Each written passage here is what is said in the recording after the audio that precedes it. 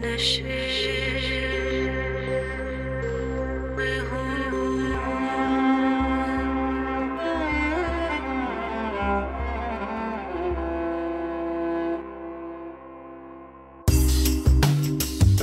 petit résumé pour tout le monde. Donc, billet vendeur pour Serge parce que vous refaire tout au propre, comme ça vous pouvez, je sais pas, vous faire des fiches ou vous imprimer des trucs. Donc, on a une tendance haussière en journalier. Essayez aussi pour que vous organisiez bien votre travail d'analyse, de ne pas lésiner sur les outils que vous allez utiliser pour faire des beaux tracés sur vos graphiques, pour que ce soit vraiment bien visuel. Donc, tant qu'on a une tendance haussière, on a un biais acheteur. Ça signifie qu'on va suivre les tendances haussières en H4. À partir du moment où il y a une réintégration, c'est-à-dire que il faut bien comprendre en fait la logique du biais, c'est que s'il y a une réintégration, il y a un ralentissement de la tendance haussière. S'il y a un ralentissement de la tendance haussière, ça signifie que les impulsions, et les impulsions pour rappel, c'est ça. Donc, ça, ce sont des bougies impulsives. Et les bougies impulsives en H4, en fait, c'est ça, c'est la tendance haussière H4. Donc ça signifie que les impulsions vont être de moins en moins intéressantes à trader et que, au contraire, ce sera peut-être les corrections qui seront de plus en plus intéressantes à trader et que ces corrections pourraient d'ailleurs se transformer en impulsions puisque lorsque vous avez, comme c'est le cas du coup ici, je vais le mettre en jaune, lorsque vous avez un ralentissement de la tendance, jaune c'est là, voilà. Lorsque vous avez un ralentissement de la tendance haussière journalier, ça ne veut pas forcément dire que ça va partir en tendance baissière, mais c'est le prémisse à une tendance baissière. Donc à partir du moment où vous avez une réintégration, vous arrêtez de penser que les tendances haussières H4 vont être intéressantes. Elles peuvent être intéressantes, mais épisodiquement. La plupart du temps, sur une année de trade, ce seront des tendances qui ne seront pas intéressantes. Par contre, on va commencer à s'intéresser aux tendances baissières du H4. Alors ça ne veut pas forcément dire que vous allez trader directement à l'entrée de la tendance baissière H4. Ça veut dire qu'à l'intérieur de toute cette tendance baissière H4, qui est donc en fait ça, c'est toute une longue impulsion. On va le mettre en rouge celle-là, voilà. Donc c'est une impulsion puisqu'on a créé une tendance baissière étant donné qu'on a cassé ici le dernier plus bas de la tendance haussière journalière, théorique de haut, dernier plus bas, il est cassé ici, donc à partir de là on a une tendance baissière.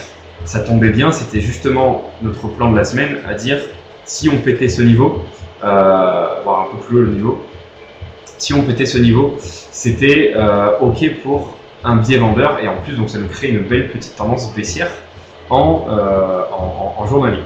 Donc toute cette impulsion là, c'est cette tendance baissière H4 qu'il faut trader du coup cette semaine. Serge il a commencé plus tôt puisqu'il a commencé avec un biais vendeur sur la réintégration des 49,85.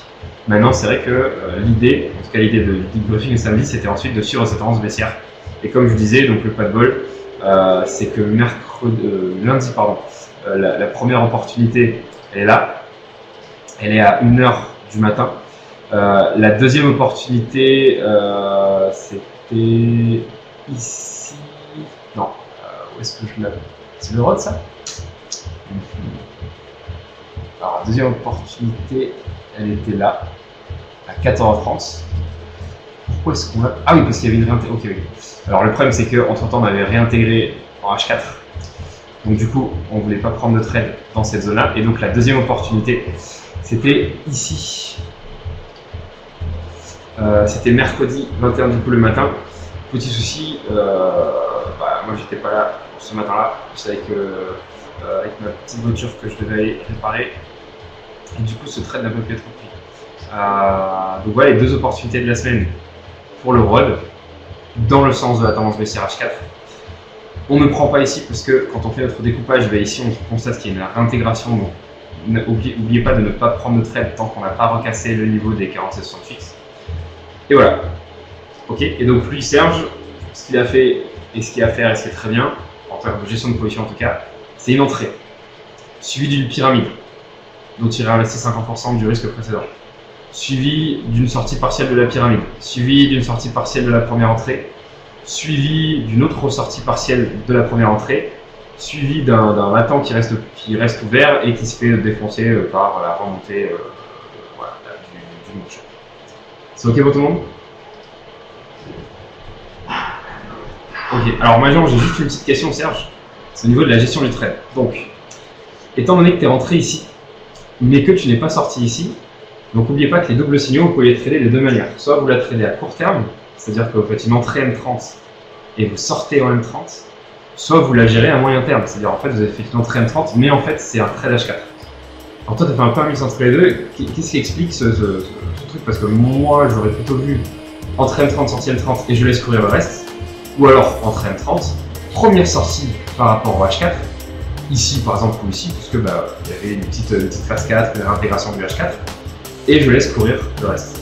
Ok, alors justement, comme la phase 4 ici du setup, c'était plutôt là, qu'est-ce qui fait que tu ne prennes pas ton bénéfice? Donc, comme vous n'entendez pas ce que Serge a dit, c'est qu'avec Ben, en fait, il s'entraîne à tenir les trades un peu plus longtemps et à sortir sur la phase 4 du setup. Et si, soit tu le vois en H4 et du coup ça fait une sortie ici, soit tu le vois en M30 et tu fais plutôt une sortie ici. Non.